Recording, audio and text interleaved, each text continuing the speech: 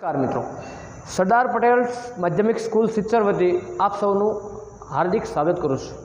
આજે આપણે ગણિત ધોરણ 9ની અંદર ચેપ્ટર નંબર 1 સંખ્યા પદ્ધતિની શરૂઆત કરવા જઈ રહ્યા છીએ। તો મિત્રો, સંખ્યા પદ્ધતિની શરૂઆતમાં થોડો આપણે ઇતિહાસ જાણીશું। સંખ્યા પદ્ધતિની શોધ કઈ રીતે થઈ, સંખ્યાની જરૂર શું કામ પડી માનવજાતને, શું સંખ્યા વગર ના ચાલે, એવી તો શું જરૂર પડી માનવજાતને કે જેને સંખ્યાની શોધ કરવાની જરૂર પડી। તો કે મિત્રો, આપણને ખબર છે કે પહેલાંનો માણસ આદિ માનવ હતો, જે ગુફામાં રહેતો અને જંગલમાં રહેતો, તેને સંખ્યાની કોઈ જરૂર નહોતી મિત્રો। પરંતુ જ્યારે ધીમે ધીમે માણસનો વિકાસ થતો ગયો, વિકાસની સાથે સાથે માણસ ખેતી કરતો થઈ ગયો, ખેતી કરતાની સાથે માણસને દરેક વિસ્તાર વાઇઝ અલગ અલગ વસ્તુ મળવા લાગી। તો મિત્રો, પહેલાં સમયમાં એવું હતું મિત્રો કે મારા ખેતરમાં ઘઉં હોય અને બીજા પાસે બાજરો હોય, તો મારે એની પાસે ઘઉં લેવા હોય તો હું એને બાજરો આપતો। સમજાય છે મિત્રો? આપણે જેને સાંટા પદ્ધતિ કહીએ છીએ, જેને કે આપણા ઘરેલું મમ્મીઓ વાટકી વ્યવહાર કહેવાય છે। આપણે નથી કરતા કે પાડોશી પાસેથી વાટકી ચા લઈ આવી, પછી એ જ વાટકી ભરીને પાછી ચા એને દઈ આવીએ। આવી રીતનો મોટા વ્યવહાર થયેલો પહેલાં શરૂઆત। તો મિત્રો, હવે એ વ્યવહાર આગળ ને આગળ ચાલતો રહ્યો। પછી મિત્રો, જ્યારે વ્યવહાર અમુક સમય એવું આવી ગયું કે મારી પાસે ઘઉં જ નથી અને મારે આમનામ એની પાસેથી બાજરો લેવો હોય તો શું કરવું? તો મિત્રો, એ વખતે વિકસતી પેઢીની ગણિતશાસ્ત્રીઓએ સંખ્યાની શોધ કરી। પરંતુ મિત્રો, આપણી પાસે સંખ્યા બહુ ગણી ગાંઠી ઓછી હતી, જેમ કે આ 1, 2, 3, 4, 5, 6, 7, 8 અને 9 મૂળ આ 9 જ સંખ્યાઓની શોધ થયેલી મિત્રો। આ 9 સંખ્યાથી જ આપણે વ્યવહાર કરતા।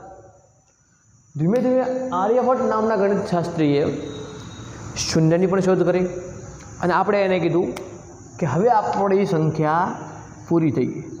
શૂન્યને 1ની પહેલાં મૂકવામાં આવે છે અને 9ની નીચે પણ દશકા તરીકે શૂન્યને મૂકવામાં આવે છે મિત્રો। આવી રીતના આપણી સંખ્યાને પૂર્ણ કરવામાં આવી। એટલે મિત્રો, હવે આવી રીતે સંખ્યા તો પૂર્ણ થઈ ગઈ, પરંતુ ગણિતશાસ્ત્રીઓને એમ હતું કે આપણે સંખ્યાને અલગ અલગ ભાગમાં કેમ નામ દેવું। તો એ લોકોએ એવા કંઈક નામ આપ્યા કે જે સંખ્યા જૂની હતી, જે પહેલેથી નેચરલ, કે જે આપણી અંદરથી આમનામ ઉતરી આવી હતી, એ સંખ્યાને નેચરલ સંખ્યા, જેમ કે 1થી શરૂ થતી હતી, જે બહુ પહેલાં પણ શોધાણી હતી, 1, 2, 3, 4, 5 આમ અનંત સુધી, ઇન્ફાઇનાઇટ, 1000, 10,000, ખર્વ, નિખર્વ, શંકુ, મહાશંકુ જેવી રીતના આપણે ગણી પણ નથી શકતા આટલી સંખ્યાને શરૂ થઈ હતી। પછી જ્યારે ઝીરોની શોધ થઈ, ત્યારે આર્યભટ્ટે જે ઝીરોની શોધ કરી એટલે કીધું કે હવે શું કરું? તો કે ઝીરોને આપણે શું કહેતા? તો કે પૂર્ણ સંખ્યા। તો કે મૂકો પૂર્ણમાં, તો કે ખાલી ઝીરો આગળ એડ થવાથી ધન સંખ્યા પૂર્ણ થઈ ગઈ। આવી રીતના અનંત સુધી। પછી ધીમે ધીમે જેમ ગણિત આગળ વધતું ગયું એમ ગણિતશાસ્ત્રીઓએ સંખ્યા રેખાની શોધ કરી। આ સંખ્યા રેખામાં ઝીરોની જમણી બાજુ હાલો એટલે ધન સંખ્યાઓ મળતી આવે છે,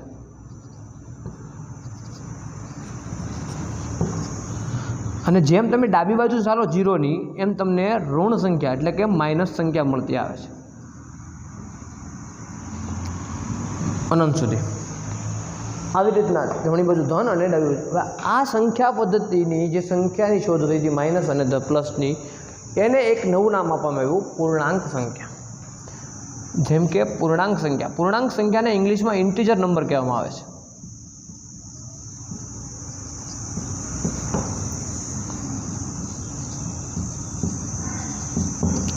એને જોઈ શકો છો કે ઝીરોની ડાબી સાઈડ માઇનસ અને જમણી સાઈડ ધન સંખ્યાઓ આવેલી છે।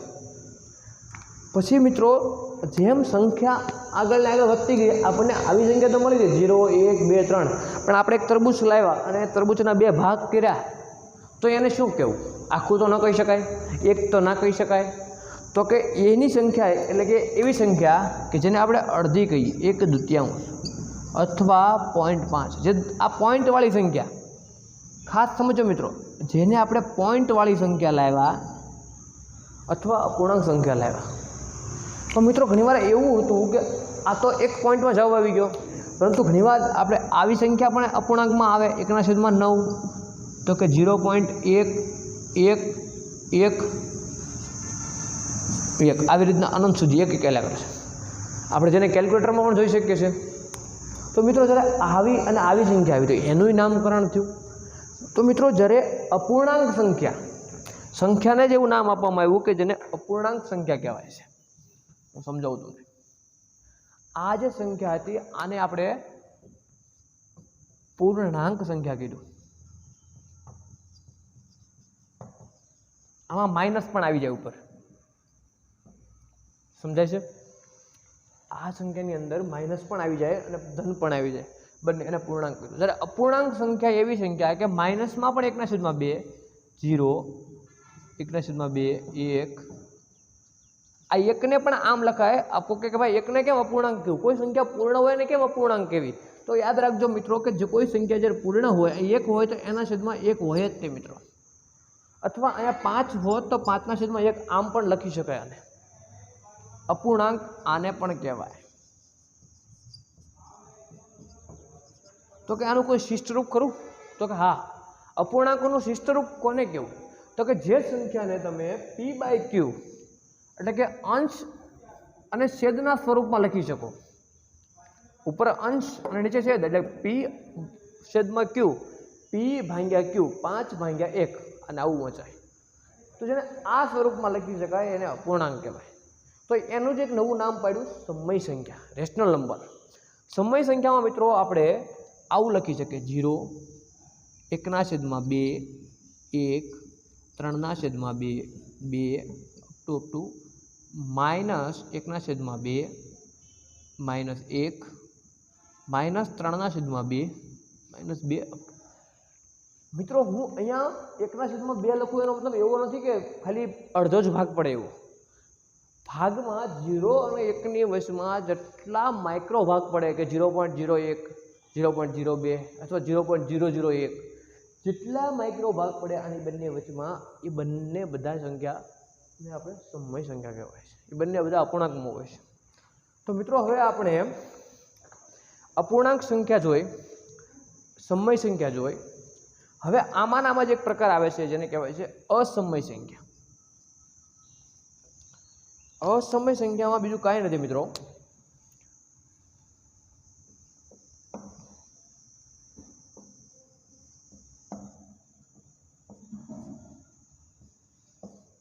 અસમય સંખ્યા એટલે એવી સંખ્યા કે જેનો અમે અહીંયા 1/2 લખ્યું હતું મિત્રો, અહીંયા જોયું છે આપણે આ 1/2 3/2 તો આને આપણે 1/5 લખી શકીએ. આને આપણે શું લખી શકીએ? 0.5 લખી શકીએ. અસમય સંખ્યા એટલે એવી સંખ્યા કે જે સંખ્યાનું આપણે આવું સ્પષ્ટ વિવરણ ના કરી શકીએ અથવા અનંત સંખ્યા આવતી રહે. મતલબ કે જો આવી કાંઈક કે √2 √3 રૂટમાં પાય અથવા ખાલી પાય, આ સંખ્યાઓ એવી છે મિત્રો કે આનું આપણે શુદ્ધ વિવરણ કરી શકતા નથી. શુદ્ધમાં તમે એમ ન કહી શકો કે √2ની કિંમત આ શું થાય. આપણે ધારીએ છીએ 1.41 તમે આગળ ભણશો ત્યારે આવશે તમારે, પણ આ આપણે ધારેલી કિંમત છે. મતલબ કે આપણે એને એક દશાંશ પદ્ધતિ ચૂકાવેલી રકમ છે, જ્યારે કે આ સત્ય નથી. આપણે √2ને અસમય સંખ્યા મૂકેલી છે. અસમય સંખ્યાઓની અંદર તમે ક્યારેય એના આંકડા નક્કી ના કરી શકો મિત્રો. સમજાણું? તો મિત્રો હવે આપણે જોયું કે ભાઈ પ્રાકૃતિક સંખ્યા જે 1 થી શરૂ થાય. પ્રાકૃતિક એટલા માટે કે જે નેચરલ નંબર, ઇંગ્લિશમાં જેને નેચરલ નંબર કહેવાય, એટલા માટે કે આ જૂની સંખ્યા છે. જૂની સંખ્યા પદ્ધતિ પ્રમાણે મેં કીધું એમ કે પહેલાં 1 થી 9 આંકડા જતા. તો આ એ સંખ્યા છે. પછી એમાં આર્યભટ્ટ દ્વારા 0ની શોધ થઈ અને 0 એડ થયો એટલે 0. પછી આવી પૂર્ણાંક સંખ્યા. પૂર્ણાંક સંખ્યાની અંદર 0ની જમણી બાજુ ધન સંખ્યા અને અહીંયા ઋણ સંખ્યા. સમય સંખ્યા કે જેની અંદર આપણે અપૂર્ણાંકવાળી p/q એટલે જેને કહેવાય કે ભાઈ અંશ અને છેદવાળી, જે pના છેદમાં q વાળી સંખ્યા આવે. અસમય સંખ્યા એટલે એવી સંખ્યા કે જેનો તમે કોઈ વિસ્તાર કરી શકતા, જેને આપણે શાંત સંખ્યા પણ કહેવાતી હોય છે. જ્યારે ગણ ચેપ્ટરમાં તમારે આવશે આગળ 10મા ધોરણની અંદર જ્યારે ગણ આવશે ત્યારે આમાં જે સંખ્યાનો એકવાર ભાગ ઉડતો હોય પોઈન્ટ પછી સંખ્યા અટકી જાય એને શાંત કહેવાય. જે આપણે 10માં જોઈશું મિત્રો. તો ચાલો આપણે હવે જોઈએ છીએ. એટલું સમજ્યા પછી એક થોડાક શબ્દોની માયા છે ગણિતની અંદર, એ સમજીએ. જે આપણા તમારા ધોરણ 9ની અંદર ઉદાહરણ 1માં આપેલું છે. હું અહીંયા ઉદાહરણ 1 સમજાવું છું. ઉદાહરણ 1ની અંદર પહેલું વિધાન કંઈક આવું છે કે દરેક પૂર્ણ સંખ્યા એ પ્રાકૃતિક સંખ્યા છે. દરેક મિત્રો ટેક્સ્ટબુક લઈ લે સાથે, જેથી કરીને સમજવામાં સારું પડે અને આપણો ટાઈમ ઓછો બગડે. એટલે મિત્રો હું એમ કહેવા માગું છું કે જે એની અંદર જે વિધાન લખ્યા છે એ વિધાન ખાસ સમજવા જેવા છે. એમાં લખ્યું છે કે વિધાન 1ની અંદર કે દરેક પૂર્ણ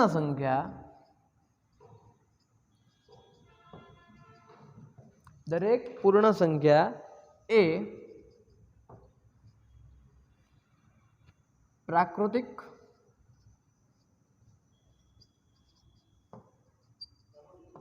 સંખ્યા છે. દરેક પૂર્ણ, આ જોજો મિત્રો, પૂર્ણ સંખ્યા અહીંયા છે, પ્રાકૃતિક અહીંયા છે, દરેક પૂર્ણ. તો મિત્રો તમે ખાસ નોટિસ કર્યું છે એવું કે પૂર્ણની અંદર જે 0 સંખ્યા આવે છે એ પ્રાકૃતિકમાં નથી. તો મિત્રો હું આ વિધાનને કઈ રીતે સત્ય કહી શકું? દરેક પૂર્ણ સંખ્યા એટલે કે ભાઈ 0 આવી જાય, 1 આવી જાય, 2 આવી જાય, 3 આવી જાય, અનંત સુધી આવી જાય. જ્યારે પ્રાકૃતિક સંખ્યા એટલે ખાલી માત્ર 1 થી શરૂ થતી હોય, 1 2 3 4 5, જેની શરૂઆત આપણે ગણીએ છીએ. તો મિત્રો આમાં 0 ન આવતો હોવાથી ખાસ સમજો મિત્રો, આ એક 0 નથી આવતો, જે દરેક પૂર્ણ એટલે 0 પૂર્ણમાં આવે, આ દરેક પૂર્ણ કહેવાય અને દરેક પ્રાકૃતિક કહેવાય. તો 0 ન હોવાથી મિત્રો આ વિધાન અસત્ય છે.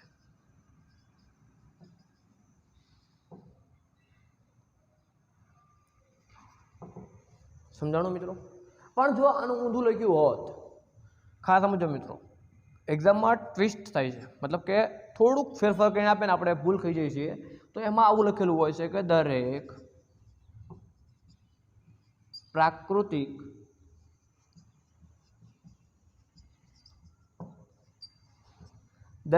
પ્રાકૃતિક સંખ્યા એ પૂર્ણ સંખ્યા છે. સમજાણું? દરેક પ્રાકૃતિક સંખ્યા છે એ પૂર્ણ સંખ્યામાં સમાયેલી છે. આનો મતલબ આવો પણ થઈ શકે. કે દરેક પૂર્ણ સંખ્યા એ પ્રાકૃતિક સંખ્યામાં સમાયેલી છે. તો કે નહીં, કેમ કે 0 નથી આવતું. આમાં 0 પૂર્ણમાં 0 આવે છે, પૂર્ણાંકમાં 0 આવતું નથી. આ વિધાન સત્ય છે. પણ આવું કે તો આની અંદર શરૂઆત 1 થી થાય, 1 2 3 4 અનંત સુધી. ત્યારે આની અંદર 0 1 2 3 4 અનંત સુધી. તો મિત્રો ખાસ સમજો કે આ બધી સંખ્યા અહીંથી આ બધી સંખ્યા એ જો અહીંયા છે કે નથી? સમજ્યા? આ બધી સંખ્યામાં આવી જાય તો આ વિધાનને પાછું કહેવાય કે આ વિધાન સત્ય છે.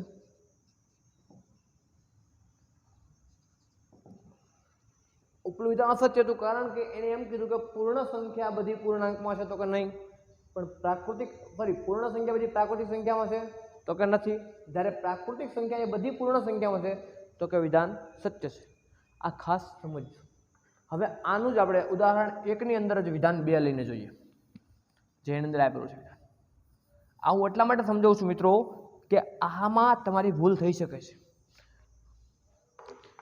ખાસ સમજો મિત્રો, આ જે એટલો કોઠો છે, આની અંદર તમારે સમજવામાં ભૂલ થઈ જાય કે કઈ પ્રાકૃતિક કઈ પૂર્ણ.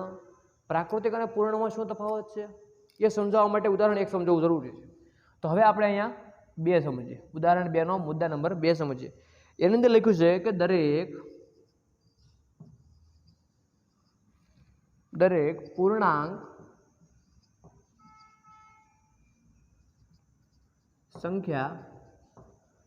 પૂર્ણાંક સંખ્યા એ સમય સંખ્યા છે.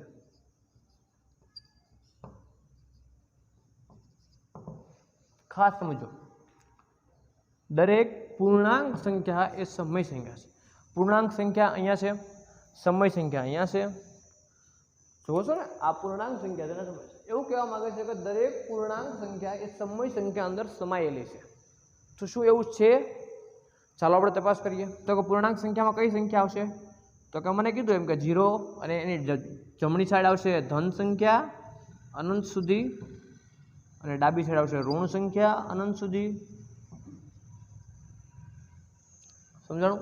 હવે સમય સંખ્યાની અંદર કઈ સંખ્યા આવશે? તો કે એમાં 0 આવશે, અપૂર્ણાંક સંખ્યા આવશે,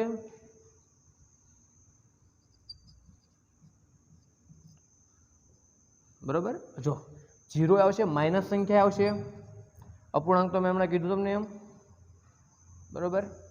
સમજાણું મિત્રો? કે આ રીતની સંખ્યાઓ આવશે. તો જો તો મિત્રો કે આ એક છે, 1 2 3 અહીંયા પછી આવશે આપણે જે 2 ના અડધા કરીએ, મતલબ કે 3 ના અડધા, પછી 3 ના અડધા આવશે અહીંયા. સમજાય છે મારો કહેવાનો મતલબ? કે જેમ આ છે એમ આ બધી સંખ્યા આમાં છે કે નથી? સમજાણું? કે પૂર્ણાંક સંખ્યા એ બધી સમયમાં આવેલી છે. એનું તમને કારણ કહું કે આ 1 છે ને, 1 ને મારે પૂર્ણાંક સંખ્યા લખવી હોય ને, એટલે અપૂર્ણાંકમાં, સોરી, એક સેકન્ડ, આ 1 છે. ચાલો મિત્રો, આ 1 છે, આ 1 ને મારે અપૂર્ણાંક લખવી હોય ને,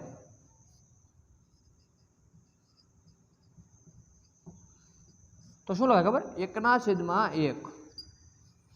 આ થઈ ગયું p/q સ્વરૂપ થઈ ગયું કે ના થઈ ગયું?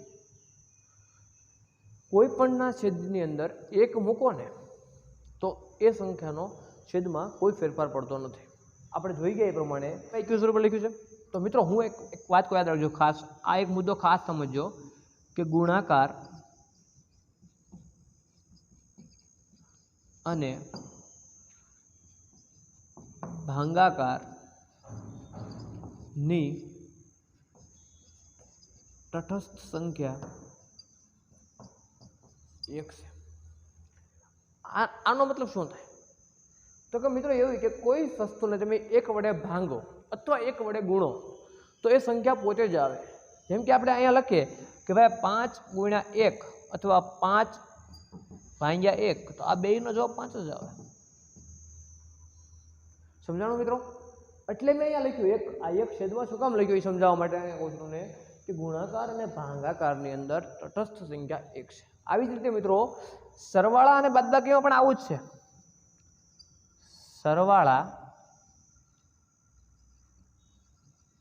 અને બાદબાકીની તટસ્થ 0 છે.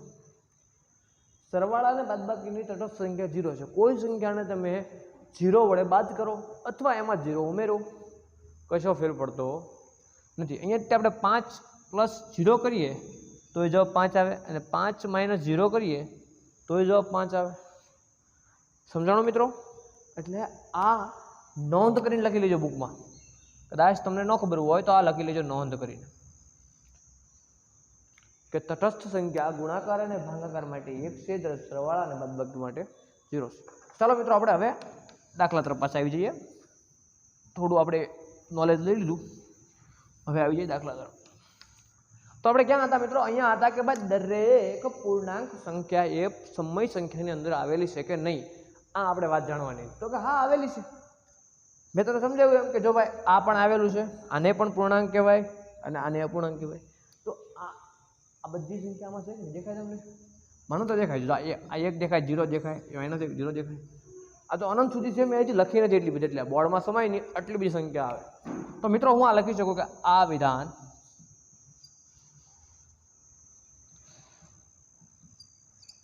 સત્ય છે,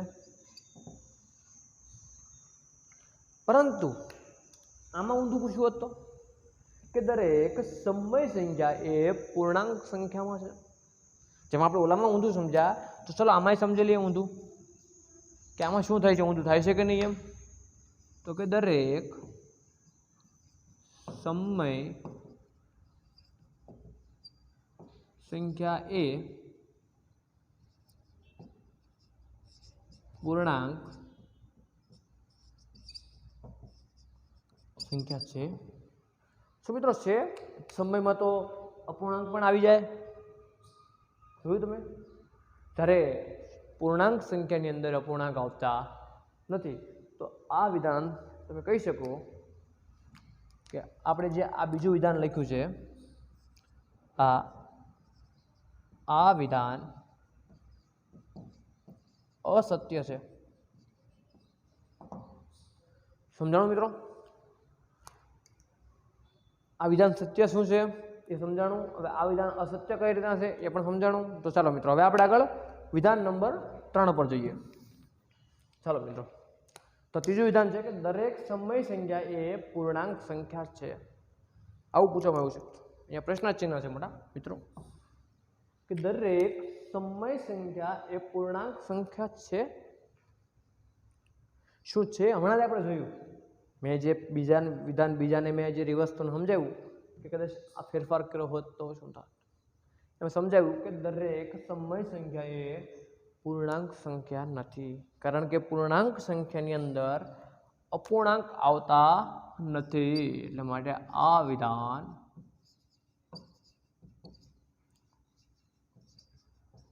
અસત્ય છે. સમજાણું? તો મિત્રો એવી જ રીતે આપણે ઉદાહરણ નંબર 2 જોઈએ. હા, ઉદાહરણ 2 ને ખાસ સમજવા જેવું છે કે 1 અને 2 સંખ્યાની વચ્ચે 5 સમય સંખ્યા. ખાસ હોજો મિત્રો, 5 સમય સંખ્યા શોધો એમ કીધું આપણને. તો મિત્રો મેં તમને અહીંયા કીધેલું કે સમય સંખ્યામાં આપણે જ્યારે અહીંયા 0 થી 1/2 અને 1 લખ્યું ત્યારે વાત કરી હતી કે અહીંયા 0 અને 1ની વચમાં અગણિત સંખ્યાઓ આવે. જેટલા માઇક્રો ભાગ થઈ શકે એટલી સંખ્યાઓ આવે. તો મિત્રો હવે અહીંયા એમ કીધું છે કે આપણે એક સંખ્યા રેખા દોરીએ. આવા દાખલા હોય ને ત્યારે મિત્રો સંખ્યા રેખાથી સમજવામાં બહુ મજા આવે છે. એટલે આપણે એક સંખ્યા રેખા દોરી લઈએ. સંખ્યા રેખાના એક છેડા ઉપર 1 આપેલો છે અને એક છેડા ઉપર 2 આપેલો છે. હવે આની વચમાં આપણે 5 સ્થાન 1 2 3 4 અને 5 આ 5 સ્થાન ઉપર એની વચ્ચે આવતી સમય સંખ્યા શોધવાની છે. સમય સંખ્યા એટલે કે અપૂર્ણાંક સંખ્યા.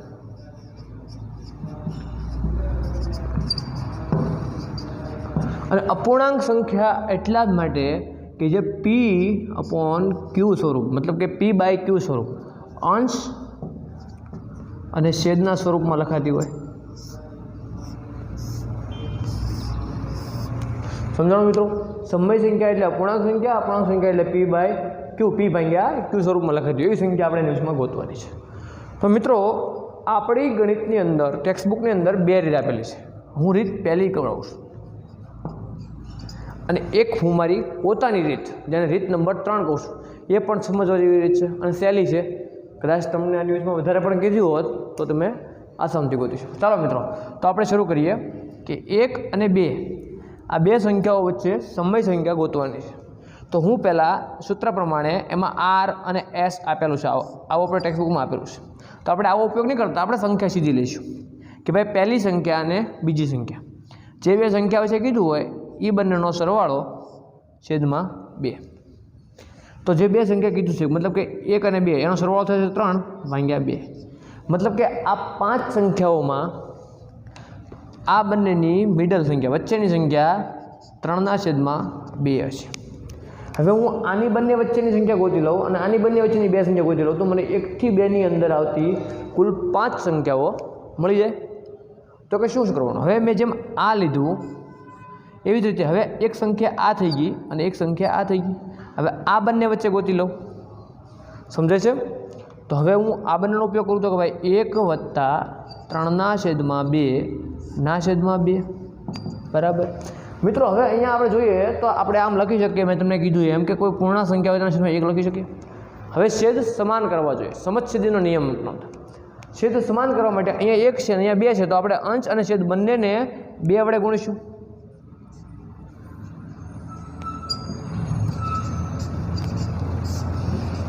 તો મિત્રો કંઈક આવું થશે કે ભાઈ 2/2 વત્તા 3/2 તો હવે આ છેદ સમાન હોવાથી છેદને એકવાર લખવાનો અને અંશનો સરવાળો થશે. તો કે 2/3/2 અને એના છેદમાં 2. મિત્રો છેદનો છેદ છેદમાં આવે અને ગુણાકારમાં આવે એટલે 2/3/2 × 2. એટલે આનો જવાબ આવશે મિત્રો 5/4. આ બંને વચ્ચે મને એક સંખ્યા મળી 5/4. સમજાણું મિત્રો? હવે હું આ બંને વચ્ચે એક સંખ્યા લઈ લઉં અને એવી જ રીતે પહેલાં આ બંને વચ્ચે એક સંખ્યા લઈ લઉં. મારે કુલ સંખ્યા 5 લેવાની છે. સમજો છો મિત્રો? એટલે એક સંખ્યા આ થઈ, એક આ થઈ. હવે આ બંને વચમાં તો કે ભાઈ પહેલી સંખ્યા છે 3/2 વત્તા બીજી સંખ્યા છે 2/1 અને છેદમાં 2. મિત્રો અહીંયા સેમ નિયમ લાગુ પડશે કે ભાઈ સમછેદી કરવો પડશે. એટલે 3/2 વત્તા હું આને પાછું 2 વડે ગુણીશ બંનેને. એટલે અંશમાં એવું થશે કે 3 + 4/2/2. તો મિત્રો જો આ બે છેદનો છેદમાં આવે ને ગુણાકાર થાય એટલે 2 × 2 અને 3 ને 4 7 એટલે 7/4. એટલે આના વચમાં મને મળશે 7/4. સમજાણું મિત્રો?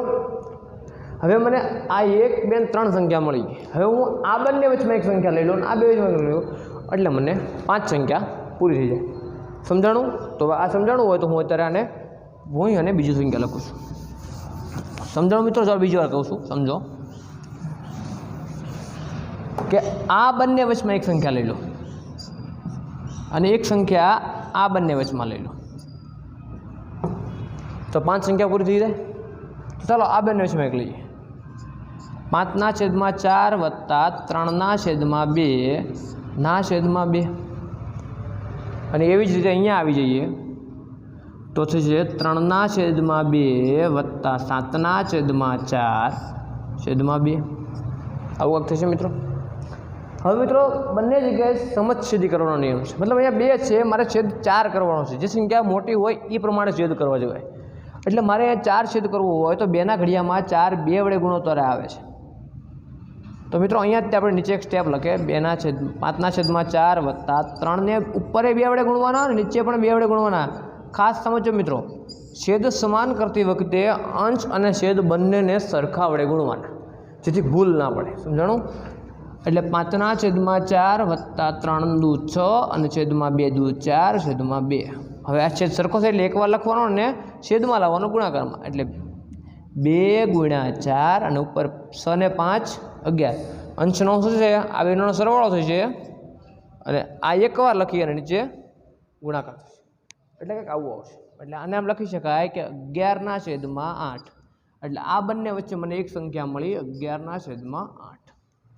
એવી જ રીતે મિત્રો અહીંયા એક સંખ્યા મળશે કે જેમાં આવું આવશે કે 3 × 2/2 વત્તા 7/4. એમ શું કામ ગુણાકાર કરો ખબર પડી ને મિત્રો? અહીંયા 2 વડે શું કામ ગુણ્યા? તો કે 7/4 છે, મારે 4 લાવવા માટે 2 ને 2 વડે ગુણવા પડે. તો અંશને નીચે ગુણ્યા એટલા માટે અંશને 2 વડે ગુણ્યા જેથી બંને સરખા રહે.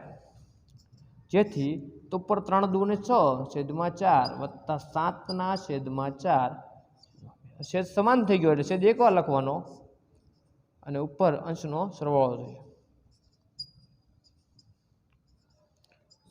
એટલે 2 × 4 અને ઉપર અંશનો સરવાળો 13 એટલે 13/8. એટલે અહીંયા આવશે 13/8. તો મિત્રો પહેલી રીત પ્રમાણે સૂત્ર પ્રમાણે પહેલી રીતનું સૂત્ર છે કે R વત્તા H ભાગ્યા 2. હું આ સૂત્રને કંઈક આવું લખું કે પહેલી સંખ્યા વત્તા બીજી સંખ્યા છેદમાં 2 તોય ચાલે.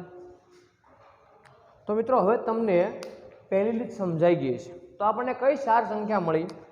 તો હવે લખાય જવાબમાં. અહીંયા જવાબ લખીએ આપણે.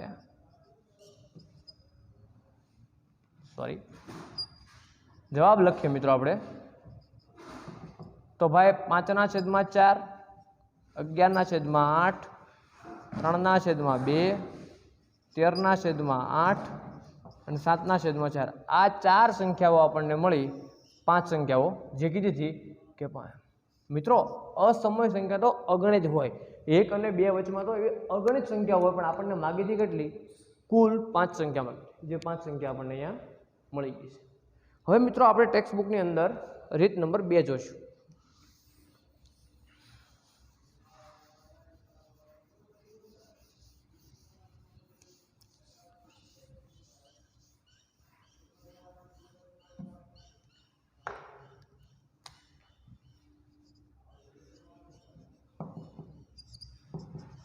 રીત નંબર 2.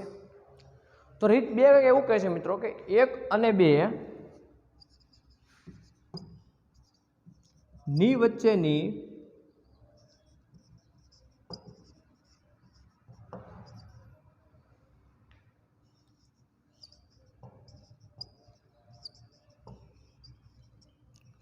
ચાલો મિત્રો રીત 2 સમજીએ. રીત 2 એવું કહે છે મિત્રો કે 1 અને 2 વચ્ચેની 5, અહીંયા ખાસ ધ્યાન રાખજો, અહીંયા આ સંખ્યાથી મહત્વનું છે કે આપણે 5 સંખ્યા માગી છે કે જે 1 અને 2 વચમાં આવતી હોય એવી.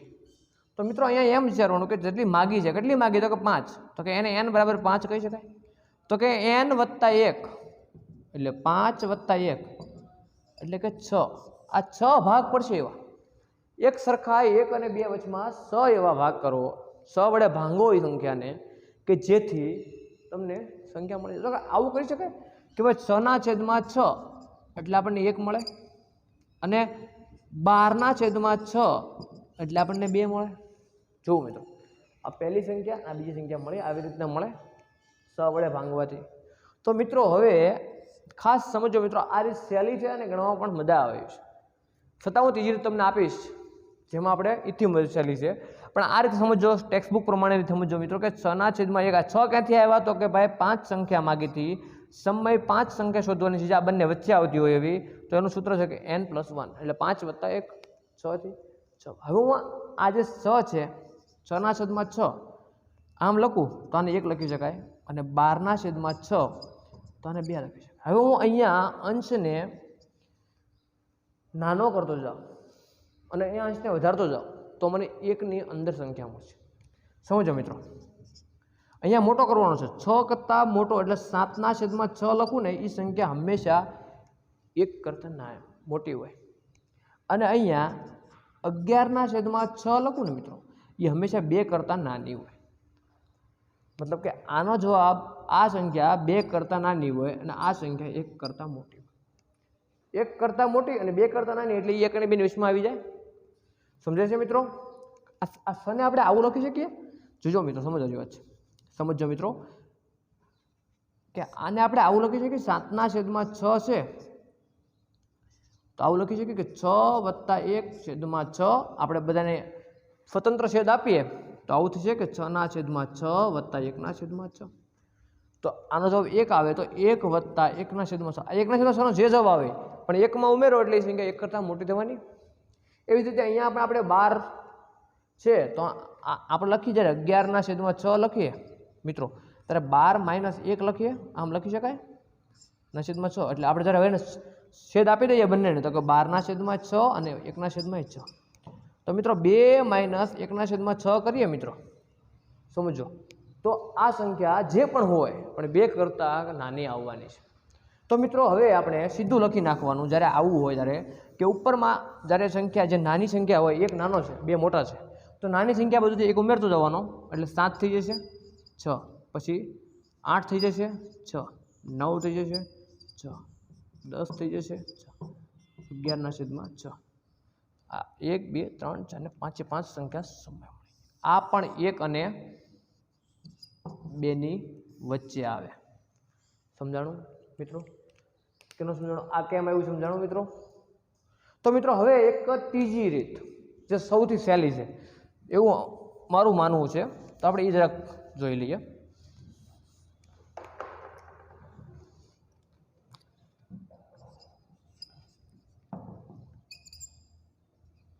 મિત્રો ત્રીજી રીતમાં એવું છે કે 1 અને 2 ની વચ્ચે 5 સમય સંખ્યા કીધું છે. તો મિત્રો કાંઈ નહીં કરવાનું કે આ જે 1 છે એને 10 વડે ગુણી નાખવાના, અંશ અને છેદ બંનેને, એટલે જવાબ આવો આવશે કે 10/10. અને 2 ને પણ 10 વડે ગુણી નાખો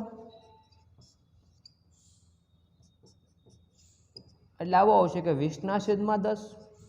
સમજાય છે મિત્રો? આ 1/10 ના.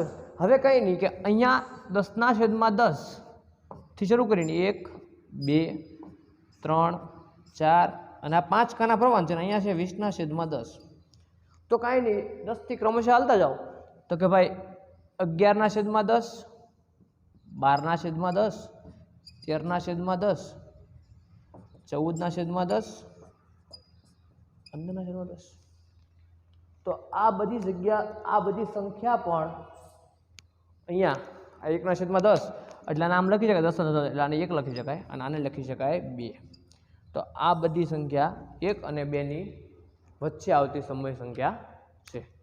ચાલો મિત્રો, હવે આપણે ઉદાહરણ 1 અને 2 જોયું એ જ પ્રમાણે હું તમને સ્વાધ્યાય 1.1 હું તમને હોમવર્કમાં આપું છું. સ્વાધ્યાય 1.1માં તમને કાંઈ ડિફિકલ્ટી લાગે તો મને જરૂરથી કમેન્ટમાં જણાવજો. આપણે એનું સોલ્યુશન વોટ્સઅપ ગ્રુપ ઉપર મૂકવામાં આવશે.